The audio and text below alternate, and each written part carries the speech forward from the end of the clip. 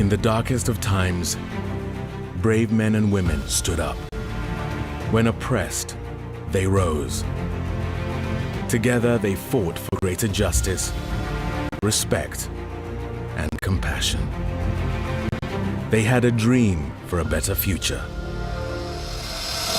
Today, we are at a turning point. Stakes are high. Climate change, inequality, hate speech. We may feel overwhelmed, but there is hope. You, we, together can create the change we want.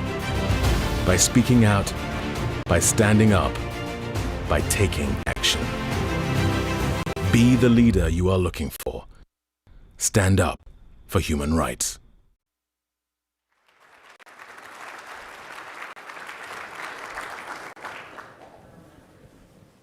It's a privilege to be here, and I want to give a special thanks to PCI and Constellation R for including us in this event.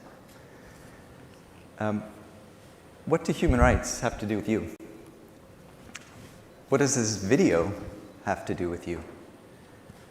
And what does a 70-year-old document drafted by some politicians 70 years ago, after World War II, have to do with all of us? In my humble view, everything. I'll try to explain, and first let me start with the Declaration. Some 70 years ago, just after World War II, world leaders looked into a very deep and dark abyss.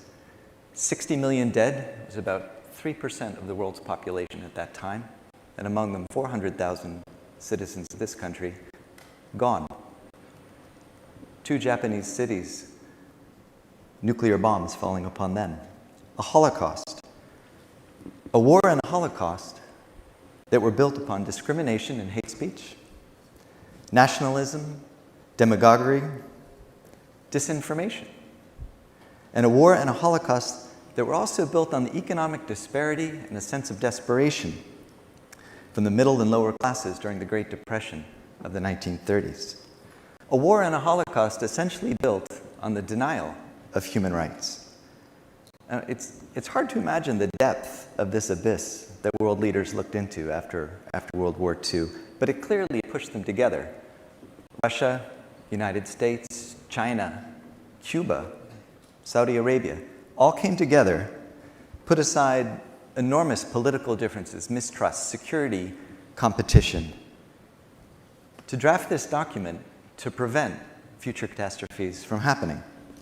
It's a document whose preamble goes right to the heart of the matter.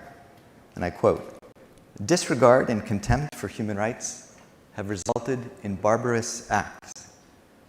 Acts of war, Holocaust, mass destruction that they had just witnessed." And they came together and said, "Never again." Obviously, it's still a bit of a work in progress. But if we look at the context of that pre-disaster scenario, discrimination and hate speech, nationalism, demagoguery, disinformation, economic disparity and exclusion of the middle and lower classes, I imagine this sounds familiar to many of us in this room. I think if we add fake news and the internet, we have 2018.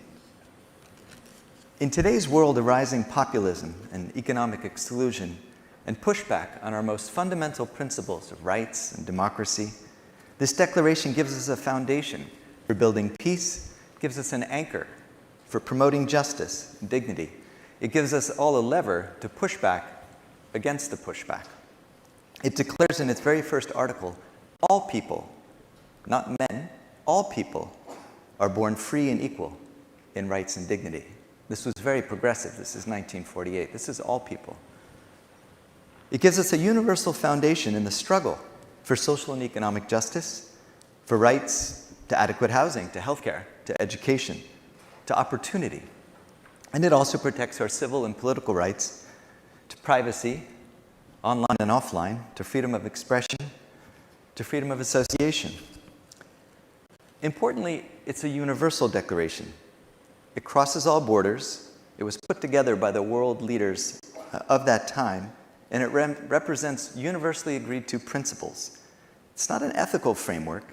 It's not based on the values of a particular culture or a particular country. And now, and importantly for the private sector, it has evolved into legally binding international law that can also apply through the UN guiding principles on business and human rights to corporate practice. It gives us a fantastic framework to assist in trying to address some of the very difficult questions that were raised earlier here today. Is this hate speech, or is this somebody's freedom of expression? Is this my privacy, or is this your security?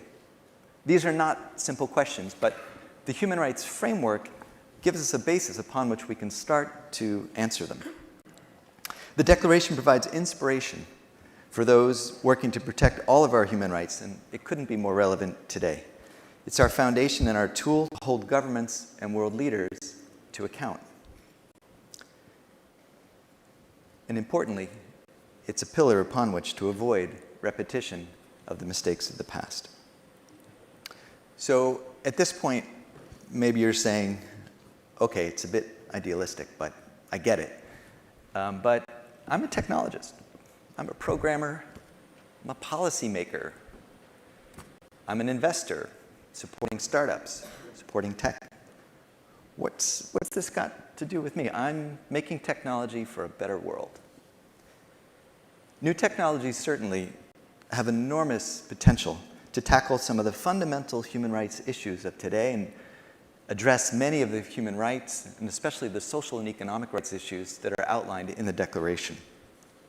They can make reality human rights for many of the world's marginalized and the world's poorest. AI and satellite imagery are providing all sorts of new, incredible information on displacement, enhancing capacity to humanitarian access to humanitarian assistance, making better medical systems, making better choices in growing food, providing access to education. There's a long list of how new technologies are helping us to meet our fundamental human rights. At the same time, digital technology poses enormous risks for each of us and society that we're also very aware of. These are all human rights laid out in the Declaration. Freedom of expression, equal treatment under the law, non-discrimination. Social media platforms can be used to promote violence, as we've seen in Myanmar and elsewhere, and can undermine democratic processes, as we've seen in this country, Brazil, and a long list of others. Staggering amounts of data are being harvested on individuals to influence their thinking and behavior, and machine learning can lead to discrimination on so many different fronts. Fundamentally, I believe that new technologies and issues related to internet governance may have more impact on human rights around the globe than any other factor for the rest of this century. Let me correct myself and echo a little bit of what Ray was saying this morning. It's not the new technologies that will determine this, but it's the human beings behind these technologies and behind the use of the internet. These may be the most important factors in determining the state of human rights and democracy around the world in the coming decades.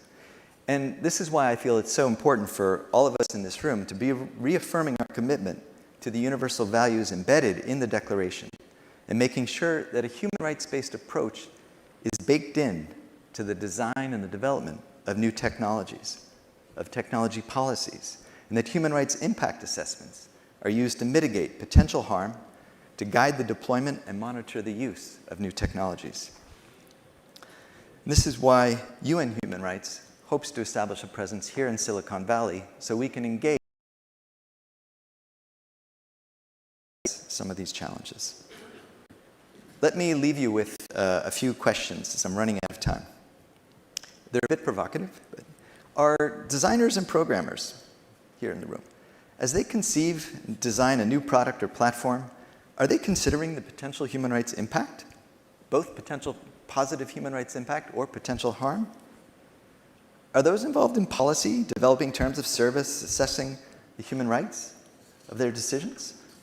Are investors who are behind the tech assessing the potential human rights impact of their financial support? And I'll leave you today, if all of this has been a little bit theoretical or a little bit idealistic, it is Human Rights Day, and I'll leave you with some very concrete suggestions as we go forward and echo what both Mei Lin and Vint were saying, that hoping today is a bit of a trigger or an opportunity to go further than where you are today and to take action. First of all, speak out. When we see discrimination, when we see sexism in our workplaces, our communities, our homes, speak out. If you're a leader, use your public voice to promote equality, non-discrimination, women's rights. And all of us can take the pledge. If you'd like to today, take the pledge at #StandUpForHumanRights, the number 4, and share it widely. Secondly, act locally. We don't have to go farther than the Bay Area to see violations of the right to adequate housing. Volunteer. And if you're a leader, set the example, set company policies that encourage your employees to get involved and to stand up. Lastly, think big. Policy, legislation. Push for company policies and products that are based on human rights principles. Advocate for city and state laws that make human rights real. Proposition C is a great example of what's possible when people put their minds to it. So in the seconds remaining, I'd like to end where we started and give our technicians a challenge to go back to the very end of the video. This declaration provides us with a framework. It doesn't provide us with direct answers, but it gives us a starting point from which all of us in companies can make decisions that can promote human rights and limit companies' exposure and risk of doing human rights harm. And that's good business. So the final clip of this video ends with a close-up of a girl's eye looking at you. And now, if you were very quick, you may have noticed the reflection in the girl's eye. Did anybody see the reflection of who's in the girl's eye? I don't know if you can see it. Nelson Mandela. Very good. So the eye, of course, is looking at us. It's looking at all of us. It's looking at me and you, and it's asking us all, whoever we are, whatever we're doing, to be leaders and to stand up for human rights.